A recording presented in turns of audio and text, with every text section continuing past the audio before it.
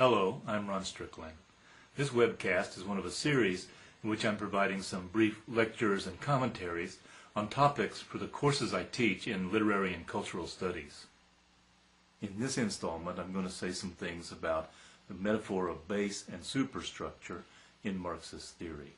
This concept was developed very early on by Marx and Engels as they reacted to the idealism of the young Hegelians. As Marx and Engels famously asserted, they stood Hegel on his head, rejecting Hegel's theorization of historical process and the dialectic as something that happens in the realm of ideas, and asserting instead that material production is the driving force of history. The metaphor of base and superstructure is used by Marx and Engels in their argument that the economic forces of production and the economic relations of production, that is, the material base, determines the forms of social consciousness in a society and the structure of the ruling order. This is one of the most important components of Marxist theory for literary and cultural studies, especially as it relates to the theory of ideology and the role of art in the production of ideology.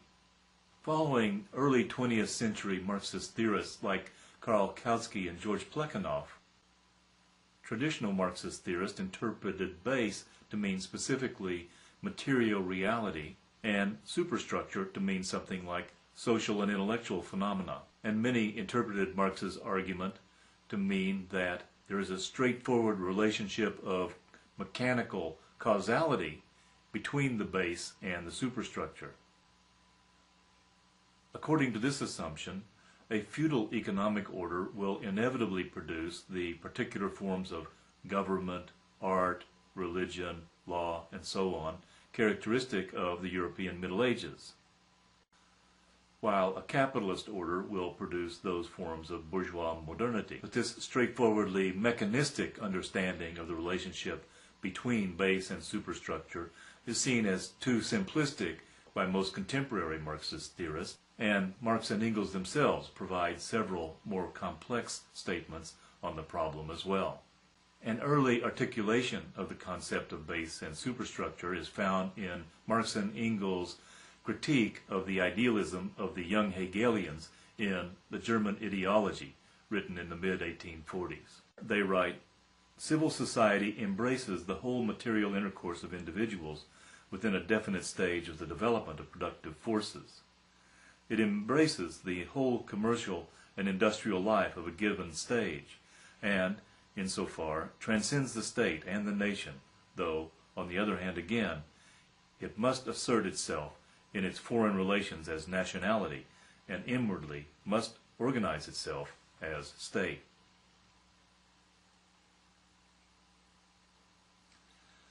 They go on to say, "The word civil society emerged in the 18th century when property relations had already extricated themselves from the ancient and medieval communal society. Civil society as such only develops with the bourgeoisie. The social organization evolving directly out of production and commerce.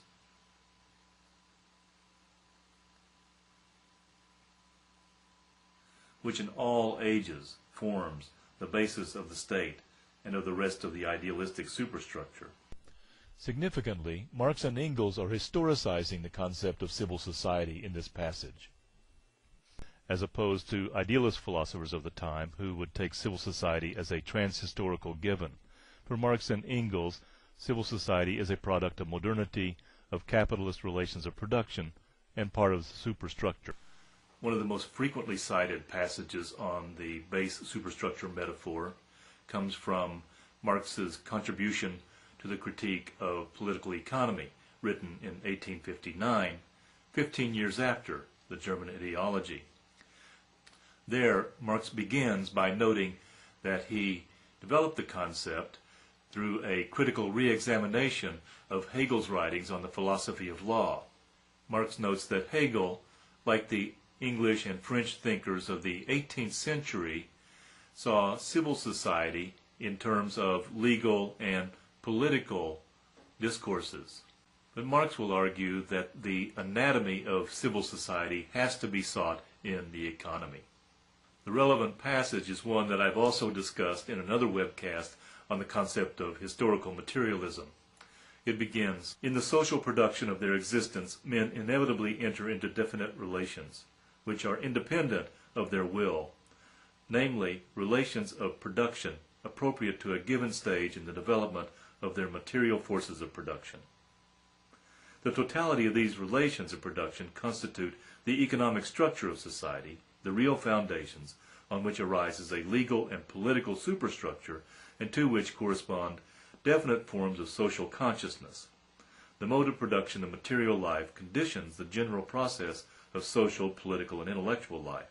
It is not the consciousness of men that determines their existence, but their social existence that determines their consciousness."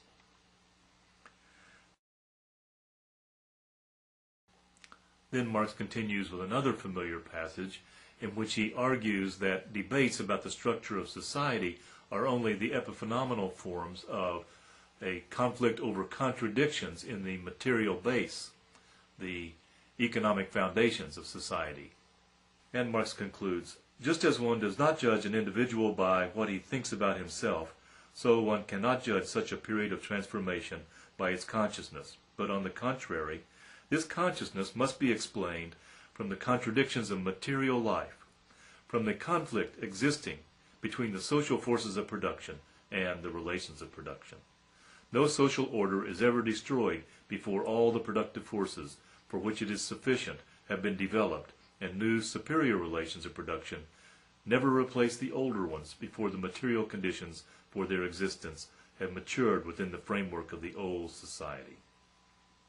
As I mentioned earlier, the relationship of base and superstructure and the question of ideology are very important for the study of literature and culture. Marx doesn't discuss the production of literature in detail, but in a famous passage from the Grundrisse, he briefly considers the question of why classical Greek art remains popular in modern society. If the mechanical causality model of relationship between base and superstructure holds true, it would seem that the epic poems of Homer or the great tragedies of Sophocles would have no appeal for readers in a modern bourgeois society. And yet we know these works retain their power to move and engage modern audiences. Marx doesn't come up with a satisfactory answer to this puzzle, but modern structuralist and post-structuralist theorists have done so. It's merely that a play by Sophocles isn't, in fact, the same play in terms of its conditions of production and reproduction in the 20th or 21st century that it was in ancient Greece. The play has been wrenched from its original historical context and divorced from its original social function and made to play a new role in the context of a modern set of social, political, and economic relations. I'll return to this problem in another webcast discussing Althusser's theory of ideology. As always, if you have questions or comments as you're reading about and thinking about these issues, don't hesitate to send me an email.